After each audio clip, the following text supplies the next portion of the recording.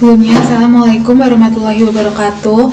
Perkenalkan, saya Nanda Arum Novitasari dengan NIM akhir 042 dari Teknologi Rekayasa Otomasi Angkatan 2023. Di sini saya akan menjelaskan mengenai modul 3, yaitu desain mekanik robot line follower dalam transformasi konsep fisik menjadi presisi digital. Mungkin langsung saja di sini saya akan menampilkan sebuah PPT-nya dari desain mekanik robot line follower.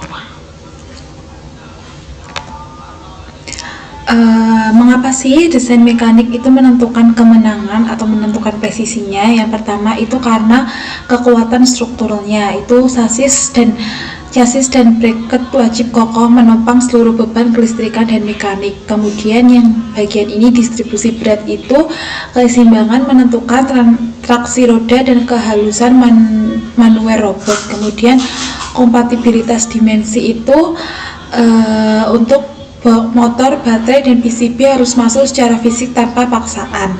Kemudian juga di sini ada manufakturabilitas, itu desain harus realistis untuk dieksekusi mesin 3D print atau laser cutter. Dengan catatan ini, desain mekanik yang buruk akan menghasilkan robot goyah, tidak stabil saat melaju kencang, dan komponen yang saling bertabrakan.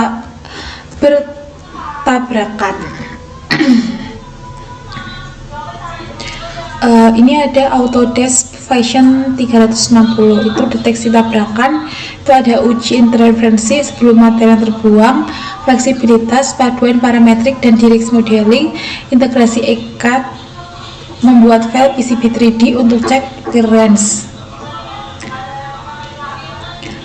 Akses online itu melalui cloud, itu via browser.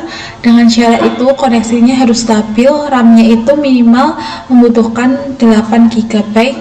Kemudian otomatis sinkronisasi, ideal untuk praktikum, itu bebas instalasi. Kemudian ini versi desktop atau lokalnya itu instalasi penuh, itu kurang lebih membutuhkan 3 GB. Performa maksimal untuk rendering dan simulasi CAM tingkat lanjut. Kita juga bisa login menggunakan email SSO kampus untuk mengaktifkan lisensi education otomatis. Ini gratis selama 1 tahun penggunaannya.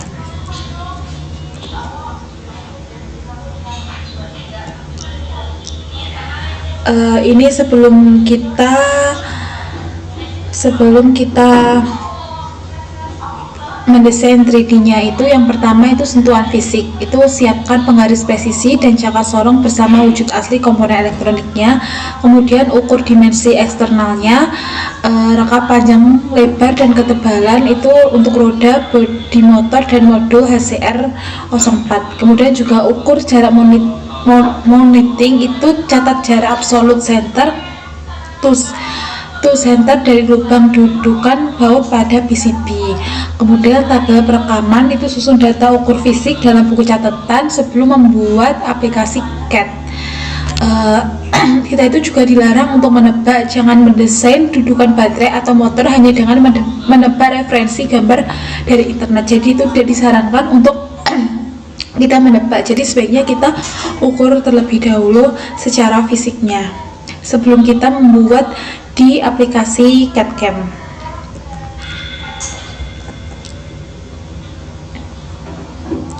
Ini juga ada penjelasannya.